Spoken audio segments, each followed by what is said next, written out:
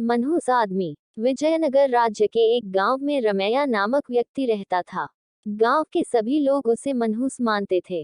उनका मानना था कि यदि सुबह उठकर किसी ने सबसे पहले रमैया का चेहरा देख लिया तो उसे पूरे दिन भोजन नसीब नहीं होगा। जब यह बात महाराज कृष्णदेव राय तक पहुंची तो उन्होंने इसकी वास्तविकता जानने का निर्णय लिया। उस रात रमैया को राजमहल बुलाया गया और महाराज के कक्ष के सामने वाले कक्ष में उसके रहने की व्यवस्था की गई। रात भर रमैया उस कक्ष में सोया। अगली सुबह महाराज कृष्णदेव सीधे रमैया के कक्ष में गए और उसका चेहरा देखा।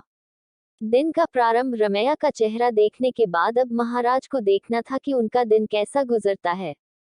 उस दिन दरबार में जाने के पूर्व वे भोजन के लिए बैठे ही थे कि उन्हें तुरंत किसी आवश्यक मंत्रणा हेतु बुलवा लिया गया। वे बिना भोजन करे ही दरबार चले गए। दरबार की कार्यवाही जो प्रारंभ हुई तो देर रात तक चलती रही। दरबार की कार्यवाही समाप्त होते तक महाराज कृष्णदेव राय को जोरों की भूख लगाई थी। जब उन्हें भोजन परोसा गया तो उन्होंने देखा कि उनकी थाली पर मक्खी बैठी हुई है। उन्होंने भोजन छोड़ दिया और अपने शयन कक्ष चले गए। कुछ देर बाद रसोइया जब पुनः भोजन बनाकर लाया तब तक उनकी भूख मर चुकी थी। वे बिना खाए ही सो गए।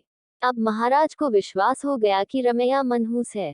उन्होंने उसे फांसी पर चढ़ा देने का आदेश दे दिया। रमैया की फांसी की बात जब उसकी पत्नी तक पहुंची तो वह रोते रोते तेनालीराम के पास गई और उससे सहायता की गुहार लगाई। तेनालीराम ने उसे आश्वासन देकर घर भिजवा दिया। अगली सुबह जब सैनिक रमैया को फांसी पर लटकाने ले जा रहे थे तो रास्ते में उनकी भेंट तेनालीराम से हुई। तेनालीराम ने रमैया के कान में कुछ कहा और चला गया। इधर फांसी गृह पहुंचने के बाद सैनिकों ने रमैया से उसकी अंतिम इच्छा पूछी।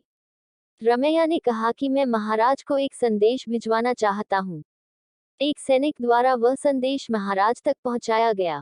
संदेश इस प्रकार था, महाराज, सुबह सबसे पहले मेरा चेहरा देखने से किसी को पूरे दिन भोजन नसीब नहीं होता, लेकिन महाराज आपका मुंह देखने पर तो जीवन से हाथ धोना पड़ता है। बताए ऐसे में ज्यादा मनहूस कौन है। संदेश पढ़ने के बाद महाराज को अपनी अंधविश्वासी सोच पर शर्म आई।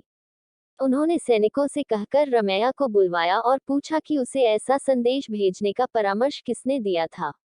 रमैया ने तेनालीराम का नाम लिया। महाराज तेनालीराम की बुद्धिमत्ता से बहुत प्रसन्न हुए।